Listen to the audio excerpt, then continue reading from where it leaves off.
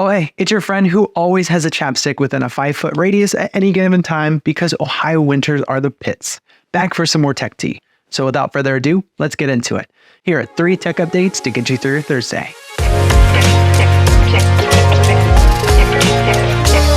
Google is laying off around 1,000 employees and removing some assistant features soon. Here's what you need to know. Google has stated it has recently eliminated a few hundred roles across multiple divisions. These employees were part of the Pixel, Nest, Fitbit, as well as more recently the core engineering and assistant teams. And these are just the ones that we know of so far. When asked about the layoffs, a Google spokesperson told The Verge that a number of our teams made changes to become more efficient and work better, and that some teams are continuing to make these kinds of changes, which include some eliminations globally. Soft emphasis on some. It would seem that the Alphabet company is looking to trim not just the development teams, but they're also removing some assistant features, 17 of them to be exact. The company said that it was working to prioritize experiences that people love and use on a regular basis. Some of these features include controlling audiobooks with your voice, accessing cookbooks, and using the app launcher in Google Assistant driving mode, among others. A full list can be found on the Google Assistant product updates page. It's weird that with their new focus on AI with Bard and Gemini,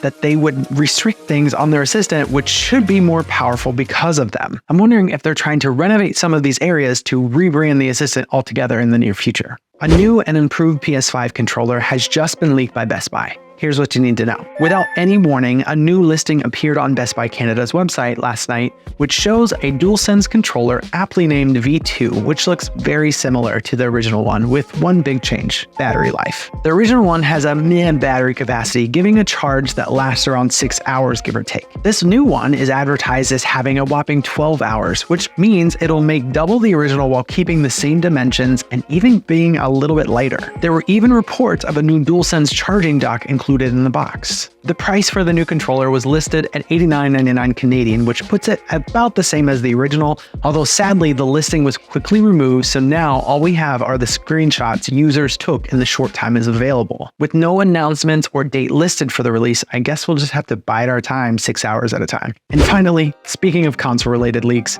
the Switch 2 release date may have accidentally been leaked by GameShark. Here's what we know so far. For the last few months, we have been slowly hearing some rumors about the Switch 2 maybe releasing this year, but truly no word has been uttered by Nintendo. In fact, the company has been steadily releasing more games to the console, and why not? Numbers show that they still have a huge market for the original one. That is until today, when AI Shark had a press release where it announced that it was reviving the GameShark brand with a relaunch date of September 2024. Why?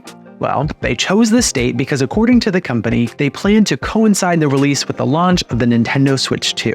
Now, before we get excited, we have to remember that of all the companies that Nintendo would tell the release date to, GameShark would not be one of them. However, it was later confirmed by the company that it was an estimation based on former release date schedules. However, even though Alltech Lansing did say the September is an estimation, they confirmed that the Switch 2 has a release window of fall 2024. That being said, we still have no idea if it will be in fact a Switch 2 or another iteration like the OLED was. Let's hope it's the former for performance's sake. That's all I have for now. Make sure to like and subscribe to the channel if you haven't already, and I'll see you back here for some more tech tea.